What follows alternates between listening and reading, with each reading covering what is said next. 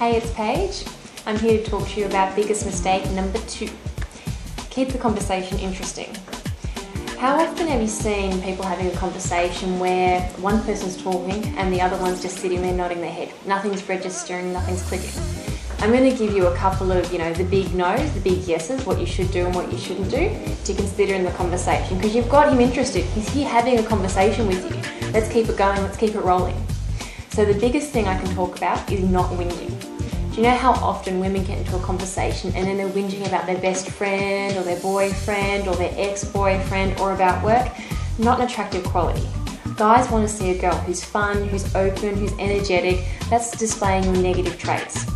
Number 2, try to tone down the bitching. If you are doing a bit of bitching, make sure it's an interesting story and that you're not just having a bitch about the next pretty girl that walks along. Number 3, I suppose there's no work stories.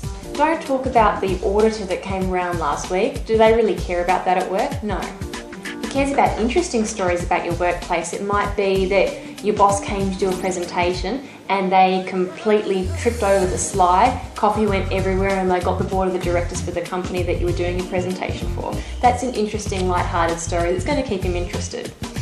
Things that you should talk about are things that are current at the moment. It could be a great movie you saw the other week, a funny TV show, an interesting hobby that you're doing. Maybe you've just recently started up yoga and you've pulled your muscle doing it. Try and think of a stupid thing, something that you can actually laugh at. Anyway, that's really all I have here at the moment, so remember, keep it interesting, no whinging, no bitching, and for God's sakes, let him talk too.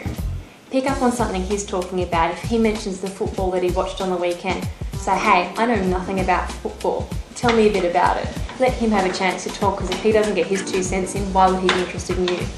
Anyway, thanks for listening to me today. I'll catch you next time.